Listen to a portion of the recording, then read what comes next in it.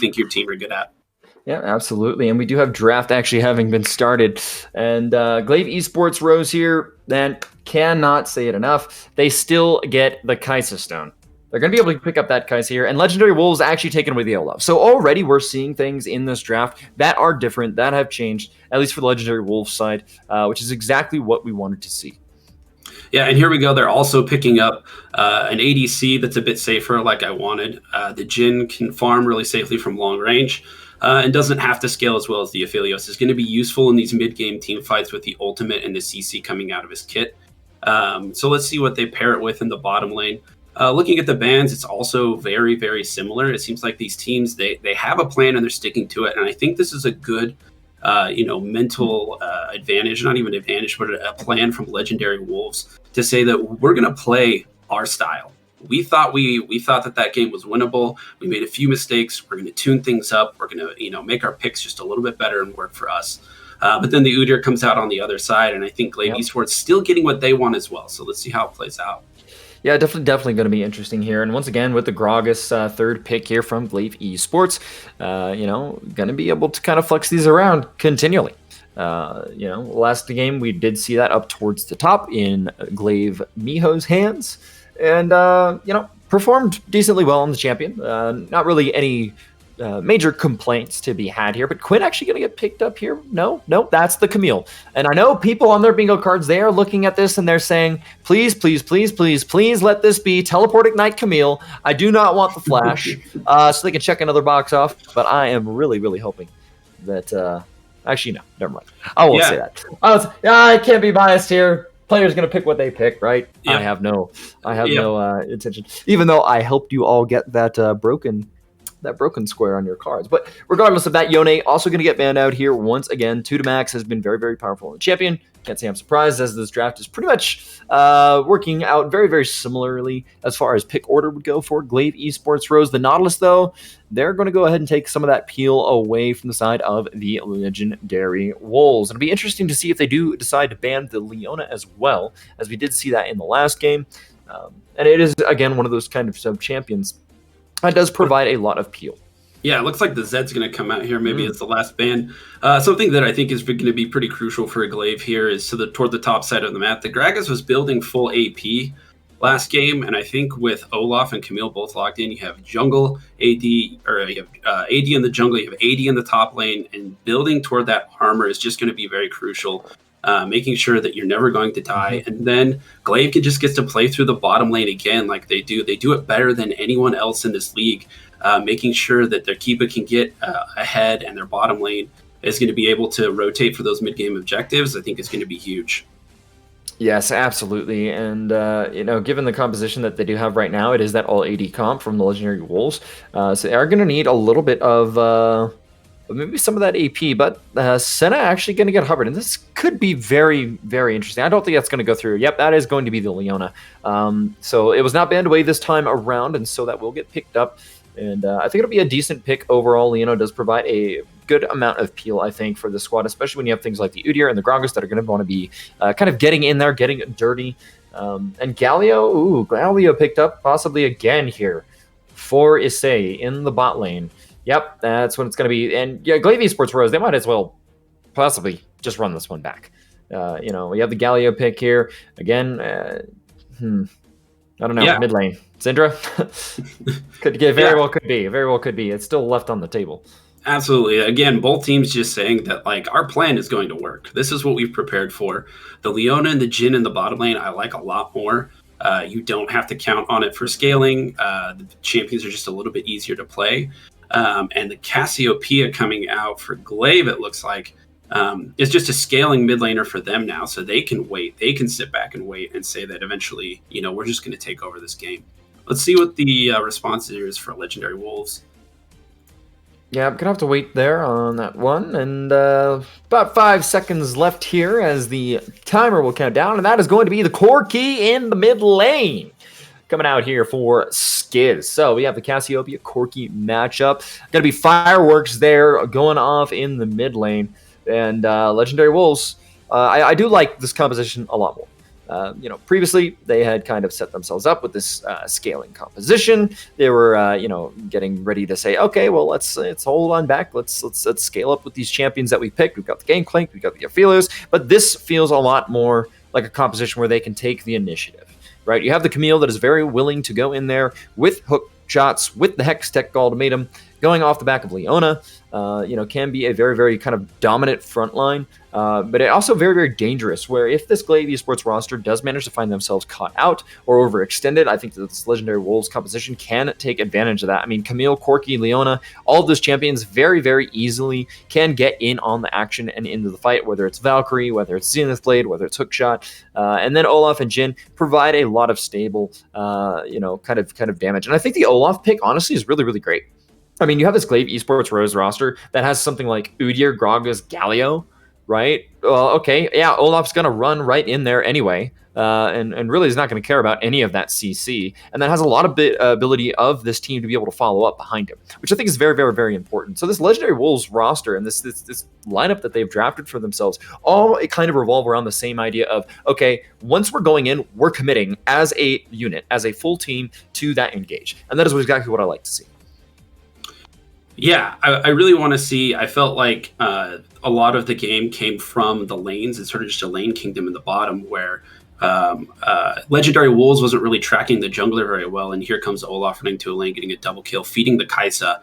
Mm-hmm. And you need to track the jungler. And I really want to see them all grouping toward the objectives, the Rift Heralds and the Drakes in the mid game. For both sides. I think that it's really what both sides want to accomplish. And I think that if you allow these mistakes to come through in the laning phase, you're just one team or the other can stomp you. I think that's where we are with the level of players in this game. If you give them an inch, they take a mile, right? And we kind of saw that in the bottom lane in the last game. So really want to see the teams tightening up the screws a little bit, making sure that they can get to those mid-game team fights where their compositions can shine, where the Leona is going to have a good ultimate, where the Olaf is going to be able to run through all of the CC and these sorts of things. And, I'm just, we get to sit here and enjoy this wonderful overlay that we've got here on Twitch. Thank you. Yes, awesome. Wonderful. Fantastic. Thank you, production. You're amazing. I'll never forget it. It is a lot harder sometimes when you think about it. You have players, internet connections all over the States. Draft is hard. Yeah, you're right, Mac. Sometimes you get these really, really kind of crazy, just whiffs that happen, and you really just kind of learn to roll with it, or make a joke of it, or laugh, or cry internally, whichever is really the flavor of the day. So yeah, the amazing thing I think is for these productions is the fact that we get it fixed so quickly. Just bringing people together to get everything sorted out is actually amazing. I think it's a big shout out to the crews behind the scenes working, because it's not as easy as it looks, and they do a great job of bringing an entertaining spectacle here for everybody. Yeah, no. Everyone, if you're out there, Dory K, please give him a round of applause there sitting at your computers. I'll do it here right now for him. Honestly, wonderful, wonderful guy. Does a great job every single time. Who's your favorite org and why is it Glaive? Says Cerulean MD. Well, Cerulean, this week they are my favorite org because I have 3 of their players on my fantasy roster, if I'm being perfectly honest. And way to keep things above board. I'm just saying, I think I did pretty well in game 1. I wasn't Mac, who got 1.34 points. Anyway, it's all fun and games until I lose in fantasy, and then, yeah. Anyway, but ladies and gentlemen, we are going to go ahead and transition on over. When we see you back here, we will be out on Summoner's Rift with Gungeon and MacDury. They're bringing you game number 2 of set 1 of Glaive Esports Rose, going up against the Legendary Wolves. Can the Legendary Wolves bring it back as the 1-1 team of every single week, nearly, here in Excellency? Or will Glaive Esports Rose make it a clean 2-0 and be able to prevent Legendary Wolves from being that much closer to playoffs? We'll have to wait and see after the break, but please do not change that browser. Do not go anywhere, and we will see you soon on the Rift.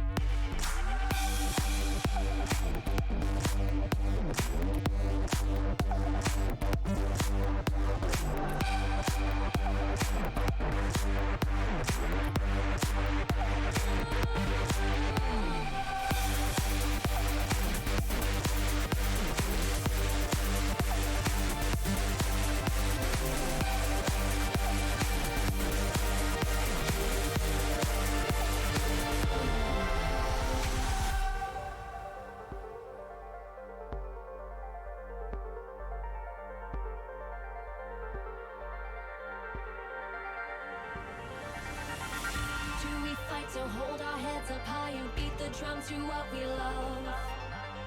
Risk the fall, we have felt it all come crashing down from far above. Stars are rising, countless worlds colliding, only one will take it all. Can we bring to fall the giants? Can we make the final call? We are the ones to ignite the darkened skies. The champions of the world that we defy. The soul ray of the few who rise up high, and we all fight at the last lives.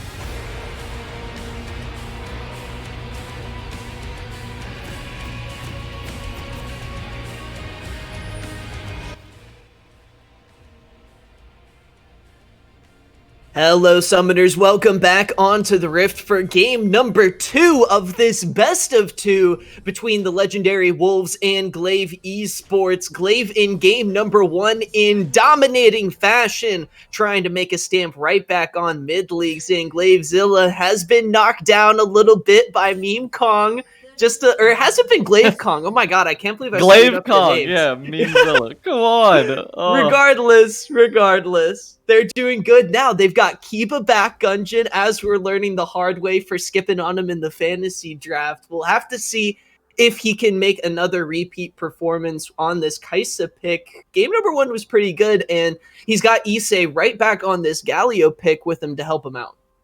Yeah, I think you're giving him a little bit. You're not giving him enough credit because game number 1 was dominating by Kiba. Just an absolute flex by the Glaive City Esports bot lane. And it honestly has kind of led Legendary Wolves to kind of revert their game plan for going into game number 2. Because again, we always see Legendary Wolves try to pick bot lane advantage. Let's pick Epic Fail Guy, the Aphelios. Let's pick him the Kaisas. Let's pick him something that allows him to kind of do that 1v5 role. But they're kind of saying Kiba might be a little bit like, you know what? If someone's hot, you're like, you know what? Maybe let's chill out, let's let someone else carry, and they're kind of opting for that Jin and Leona playstyle so they can kind of try to set up their team. And player we didn't really mention because, again, Legendary Wolves got just stomped out in game number 1. Cute Raichu was 4-0 in game number 1 going into the mid game. He was super strong. So with the Camille pick, I think they're kind of saying that they want to kind of play around him this game. Immediately, the bot laners are going to try to go right back at it as the junglers maybe trying to make a pick that was noticeable a couple patches ago, still working this new jungle as things haven't apparently changed too much as we see Udyr in but the bot lane. We can't take our eyes off for too long as Issei already making another big play happen. Kiba 2 for 2 to start off this series, to start off week number 7. Is making a big case for Glaive as we get geared up for playoffs. And Glaive City Esports' bot lane strikes again. What great play by the side of Issei right there. They knew that without Fitz being able to proc that Aftershock right there, he's not going to be tanky enough to deal with Kiba with the Hail of Blades Kaisa, and so they just immediately engage on him. They're trying to go again. Epic Fail guy has got to be careful, does still have his flash available and is going to be able to get a pretty decent trade right back onto Kiba as Miho is getting very low in this top lane. Cute Raichu not going to be able to connect with that hook shot. Man, that was close. That was close, but he went far right there, so nothing really happens in the top lane anyway. Again, Cute Raichu is playing this Camille into Gragas matchup. It's again, this is kind of what Gragas wants to play in. Ooh, mid lane. Man, they just can't give you a second to talk, Gungeon. Both of these teams relentlessly aggressive in the early game as Peekaboo's going to show mid and handshake scuttles with McShoots, who already actually has a bit of a level lead, is doing pretty good in this early game.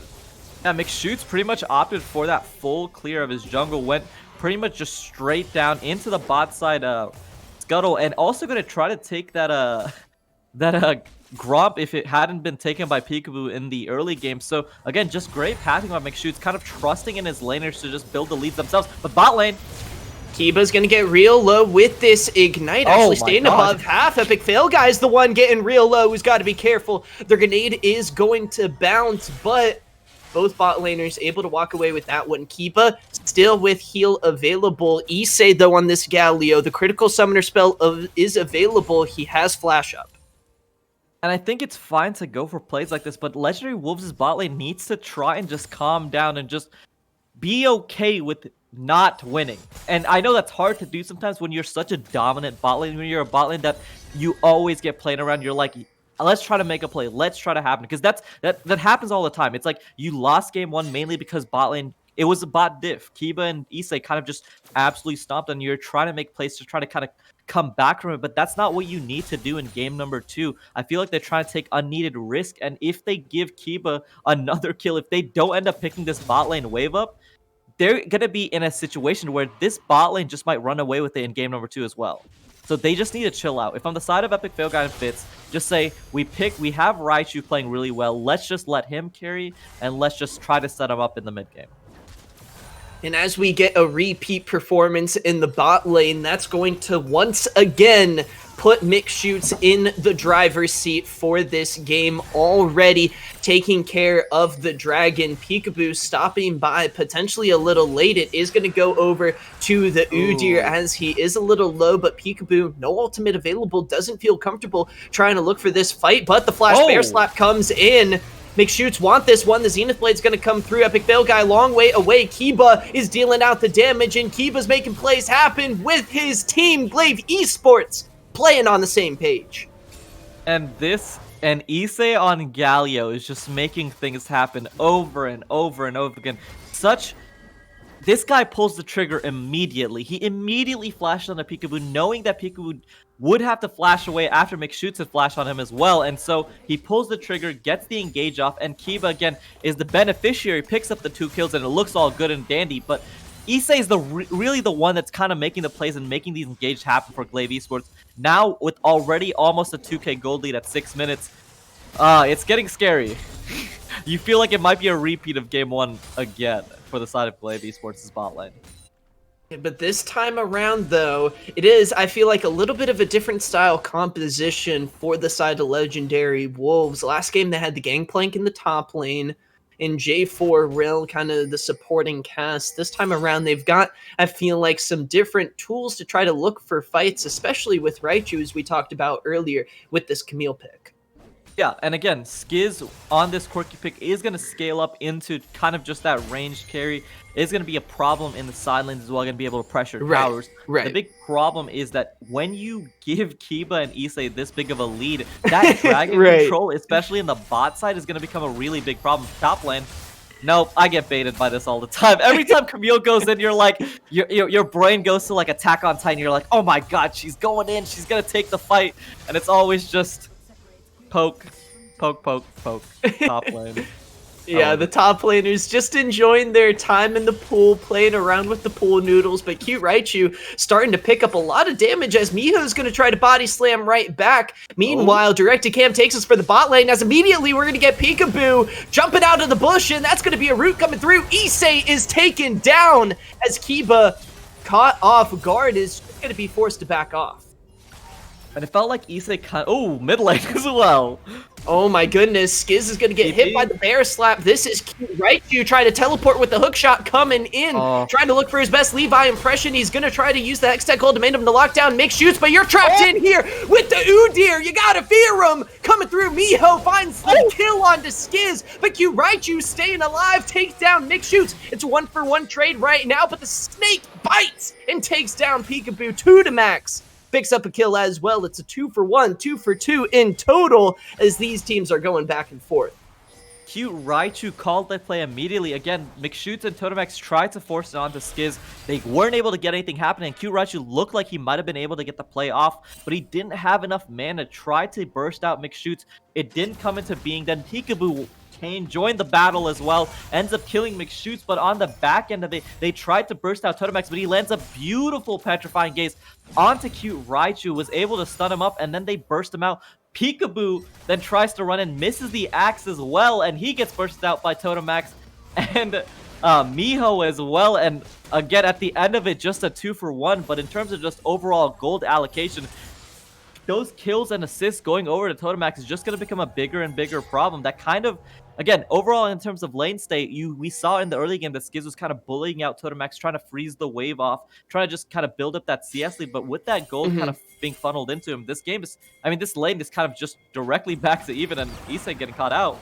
They have spotted the Galio, but the Zenith Blade is actually going to miss, and a huge 3-man taunt is going to potentially lead to the escape as Totemax comes in with the support from the Miasma. Really huge play there. Legendary Wolves maybe going to try to look to make something else happen. Fit Chivalry on this Leona, not yet level 6. Is no package, but they're still going to try to look for this fight as Fitz does find the Zenith Blade onto Totemax, but he's getting taken down quite low. Here comes Peekaboo looking to make a big play. He can't be stopped. It's Ragnarok and it's inevitable. Coming through, he's still alive. Issei looking to make a big entrance play, but the curtain call comes through, and it's Epic Fail Guy with a double kill. The 4th shot does miss. Nick Shoot's going to be able to walk away from that one. A 2-for-1 in the mid lane, going in favor of Legendary Wolves. And how did McShoots dodge those bullets right there? He felt like he was like 99% slow, but somehow Skiz and Epic Fail Guy had to kind of go wide. And again, in terms of just the overall direction of that, I was really questioning it because it felt like it was kind of an overforce onto Totemax, who still had the flash up, but Peekaboo just kind of oh my god. Corky! The package is coming in coming he goes! And already Totemax gets taken down. Kiba finding a way to answer one right back, but Epic Fail Guy picking up the shutdown now, 4-0-1 on the Gen. Directed camera take us back to the dragon fight. Nope, it is just going to be secured without a contest coming through from Glaive. Dragons go one apiece around as we hit the 11-minute mark. Gungeon, how do you feel about where these teams are so far? In terms of just overall, okay. We're just You're right, you chill out, man. We just want to talk for a little bit. I'm just trying to talk, please. Overall, again, what a sequence of events for the side of Legendary Wolves. Again, I was mentioning it felt like Kiba was, again, kind of running away with that bot lane, but Fitz and Epic Fail Guy were just like, if you're gonna just get that bot lane lead, we're just gonna take that advantage and go mid. And that's kind of the big thing that happens when you pick a bot lane like the Jhin and Leona. Even if you do end up falling behind, you have enough CC and setup to kind of just force plays mid and try to get something done. That's kind of the big difference between the Jhin versus a pick like the Aphelios, where if Aphelios isn't dealing damage, he's not really useful, but Jhin can have so much setup for his team, a lot of CC for his team. So they try to make the play in the mid lane, and again, Epic Fail Guy somehow is 4-0. Like, we don't even know where those kills kind of came through, but Epic Fail Guy is 4-0, Kiva's 3-1. These AD carries are kind of having a pop-off performance, and I like that Legendary Wolves they're not discouraged by game number 1. They're not like, okay, we lost game. Oh my god, Isa. Find the pick onto Epic Fail Guy, but he's able to Gale Force away. The Galio isn't able to finish, and Kiba is unable to find the finishing blow. Curtain Call is available. Right now, it's just going to be Peekaboo and Fitz Chivalry trying to handle the fight. The taunt is going to stop Peekaboo as he is just hammering away. Peekaboo picking up a kill onto Kiba there. The Legendary Wolves finding a way to try to fight back in this game as Miho playing around with Cute Raichu, the tank top laners going at it. Cute Raichu hoping to slice away this tank, but Miho staying alive.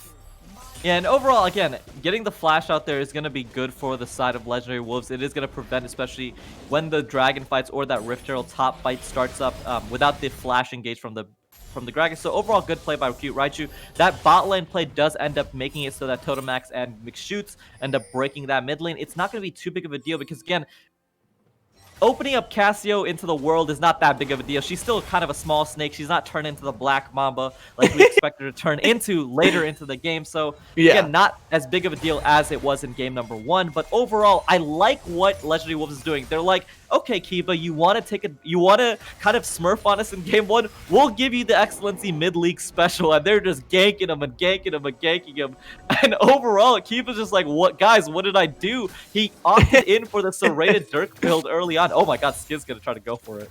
Is he? He does have flash available. No package, though. He's got to be careful. Watch out for Issei, who does not have his flash available. The Corki just going to be playing it safe as we're getting into the mid game here. Both of these teams looking solid so far. Glaive with a slight lead as Kiba has just been looking so solid in the Turbo Chem Tanks. Dude, they're doubling up. They are seriously looking to speed into these fights. Got to keep a close watch on that, but regardless, Glaive, it seemed like their game plan from game number 1 not going exactly how they wanted in game number 2, as Legendary Wolves doing a much better job of fighting back here. Yeah, game plans ended up changing because the game plan can't just be, let's have Kiba have 7 kills and kill everybody on the map. So it's not going to be, again, not as easy to execute when you don't have that 7-0 Kaisa. But in terms of overall lane allocation, I do like what Legendary Wolves did. Oh my god, Issei is in this area, so I just don't want to start my point before Issei just jumps into this fight. But again, in terms of overall lane allocation, I like what Legendary Wolves is doing. They can always just keep Corki in the side lane, and there's not too much dive threat from... No, this is nothing. This is a nothing. Oh, no, this may be a something play, but they try to burst real it out. low. That was the killer instinct coming out of Kiba there, Gunjin. Second Rift Herald is on the map, and I wonder if that's going to be enough space for Glaive to work with and trying to pick up that objective. It looks like it, but the third Drake of the game, the first Cloud Drake, is going to be spawning in 30 seconds. Yeah, and that's going to be the big trade-off. They use that, not even pick, but overall just kind of that damage onto the Leona to get control over that Rift Herald pit. But that does end up giving over the control for this Dragon pit. So they are walking in blind, and with Kiba not having the ulti there, oh my god, they're just face checking. They're going to find Issei first. The shield's going to come out, but he's not going to be able to stop the damage that's coming from the Legendary Wolves. They've got the pick they were looking for. Now they're going to be looking to make a move onto the objective. Skiz with the package, flying in. McShoots just deleted, burned away in Legendary Wolves. The Kings of the 1-1 are making a strong case for themselves in game 2. And I don't even know if this is a factor, but this kind of feels like a little bit of a god complex from the side of Glaive Esports. They had such a strong, like, advantage, and they kind of ruled the map in game number 1. They're kind of just being lackadaisical, just walking around the map without getting perfect vision control, just face-checking the Leona, face-checking Peekaboo there, get punished for it, and they honestly should, because I'm very confused by the decision making there, because you opted for that Rift Turtle for the Dragon Vision trade, and then you just try to face check them, not expect Legendary Wolves to punish you. They get the punish off, and those are really big kills, because again, if you're looking at it, Cute Raichu's now 2-0 is going to be able to put that side lane advantage, and in terms of just overall side laning, it gets scary because Miho doesn't have the tankiness to deal with Raichu in the side lane. With enough time, Raichu will kill him in the side lane, and at that point, there's nobody that they can send to even try to match this Camille at 17 minutes in. I feel like this is what we wanted to see from the Legendary Wolves in that first game with the Jarvan, with the Rel, but just as you were saying, the vision control from Glaive that was there in game number 1 is now suddenly not here in game number 2, and it's becoming much harder for them to try to play around these objectives. And suddenly, after even another strong early game from Glaive Esports, the gold lead is about evening out, and the scaling from Skiz, Cute Raichu is coming online. And in terms of just overall map position here, I have to say I favor it for the Legendary Wolves because, again, there's not too much dive threat onto Epic Fail Guy, but they can try to make a play bot.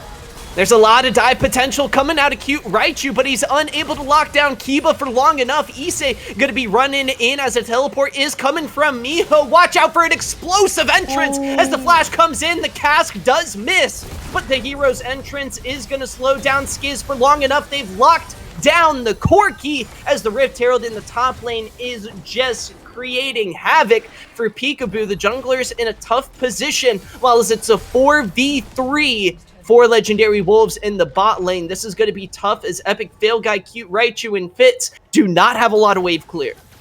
Yeah, they don't have enough wave clear, but again, it's not at a point in this, again, unless Raichu goes in.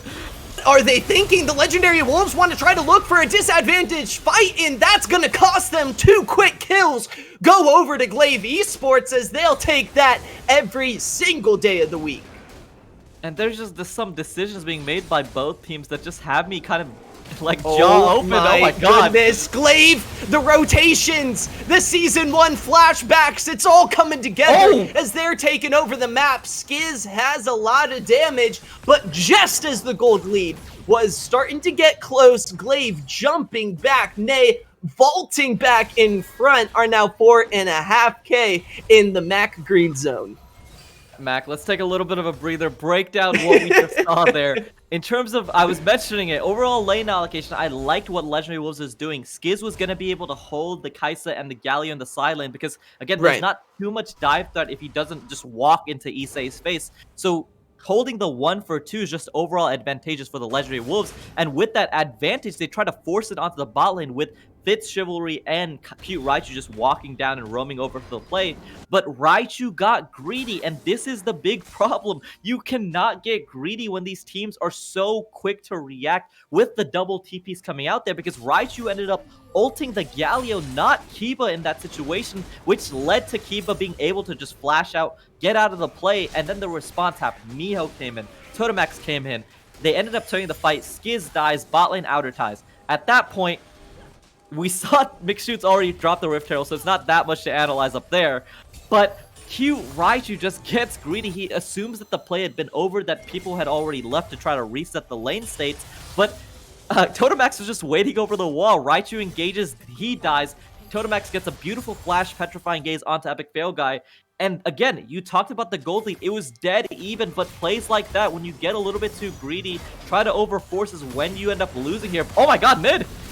Epic Fail Guy's caught out, talking about trying to force plays they weren't ready to make, and Epic Fail Guy taken down immediately to start this one off as the Legendary Wolves bot lane is wiped off the map. Baron Nashor is available, and Legendary Wolves may just have to let this one go. Yeah, it's gonna come down to maybe, no, this should just be dead for the side of for the side of Glaive Esports. And again, the 21-minute Baron back-to-back games, and the decision making in just terms of overall like game state is just poor from the side of Legendary Wolves. You have the side laning, you have Raichu that has the advantage in the side lane, you have Skiz that can hold the side lane. Why are you trying to make a play with the weak side of your comp? It just doesn't make sense. They get punished for it, and now it's going to be Baron plus Cloud Dragon for the side of Glaive Esports. They pick up the 7k gold lead, and going into this mid game, Glaive Esports is kind of just running away with it again. Just taking the plays to Legendary Wolves, and even Legendary Wolves maybe outplaying themselves a little bit as Fitz and Peekaboo trying to make big plays happen on these different style champions. Peekaboo even mentioning in chat, guys, I've got a carry, I'm feeling good, I'm feeling excited to hop onto the Rift, and the Olaf so far has been pretty good, but we gotta wonder, was that burst of energy maybe too much for the Wolves? Yeah, it's just, and again, this I understand why situations like this happen when you're so used to playing a certain style of comp. Again, for 7 weeks, you're used to being the carry plus the engaged support and then the jungler that tries to force it. So like usually it's always Epic Fail Guy that kind of has the lead, and he's the one that's making the plays around the map. You're not really playing to your side laners, but you picked a comp where you have a strong side laner. Let's try to make that the reason that you win the game. Oh, engage. We do see Glaive Esports in the mid lane able to knock down that first inner turret. Skiz, you got to be careful. The Immortal Shield Bow shield is going to pop. But we look at Kiba, we look at Mixed Shoots, we look at the 1-3-1 going on. They're spreading the map thin for the Wolves as Baron buff is going to start taking its toll. But so far, all in all, a pretty good base defense coming through for the Wolves. Not letting anything major go on, but a lot of standing gold being given over to big carries like Tutamax. Yeah, and at this point, they're going to try to crack that inhibitor turret at this... Sorry. They're going to try to crack the inhibitor turret, but with the Baron buff running out soon-ish, this should be just as much that they can for the side of Glaive Esports. They do end up picking the top lane inner tower, and just overall gold-wise, it's just favored for the side of Glaive Esports. They try to make a play on the bot lane. And it's going to miss onto Tutamax, who does lose his flash. Right now, the Legendary Wolves are looking for something, anything to try to get them right back into this one. Peekaboo not willing to burn his ultimate there. Can't make the play happen. Now Miho ready for the rotation. Tutamax ready for the rotation. It's getting so hard to manage this Glaive Esports team. Yeah, and they're going to break the mid lane inhibitor here, and at 24 minutes, Glaive Esports are just going to break both of the bot lane and the mid lane inhibitor. Not much that Legendary Wolves can do. They are trying to make a play happen, but over and over again, when you don't burn summoners in these fights, when you have such a clean fight for the side of... Oh, they're going for it! Gonna try to turn this one around as Issei with another huge taunt is turning up in the fight. Peekaboo now taken low as cute Raichu misses the hookshot. It's a double kill so far for Kiba, looking to make it more. Mixed Shoot's gonna finish that one off as the curtain call just going to start to close for the Legendary Wolves as now the ultimate base-to-face defense, begins. The Nexus turret starting to fall. A shutdown goes over to cute Raichu as Mixed Shoots doesn't respect the turrets enough. I get that you're trying to play the god here, but you still got to respect the damage. Miho now going to be trying to look for maybe one last play. Does have flash available. Never mind. It's just going to be Kiba, who is dominating over Legendary Wolves. Welcome to the mid-league, Legendary Wolves. Kiba 10-2-3 as Glaive Esports finish off the Legendary Wolves in 2-0 fashion. And again, you see just overall domination from the side of Glaive Esports. They had a little bit of a hiccup in that mid game where we saw great plays come out from Skiz, from Fitz Chivalry, trying to get engages off onto some of the squishy and more susceptible members from the side of Glaive Esports, but it just wasn't enough in terms of just overall shot calling. It felt like Glaive just had it in game number 1 and in game number 2, and when you give them an arm, they'll take the entire body. And at 25 minutes in, it was just another dominating performance by Glaive Esports, taking the 2-0 over Legendary Wolves. And Kiba has returned. Glaive has returned. Don't sleep on them just yet. Glaive Esports may have been taken down earlier in the season by Meme City, but that's just going to make the playoffs and the potential finals that much more interesting as Glaive is starting to spike up in power here in week number 7. We're going to hand it right back over to Idea and Stone quickly to see what the analysts thought about this second game.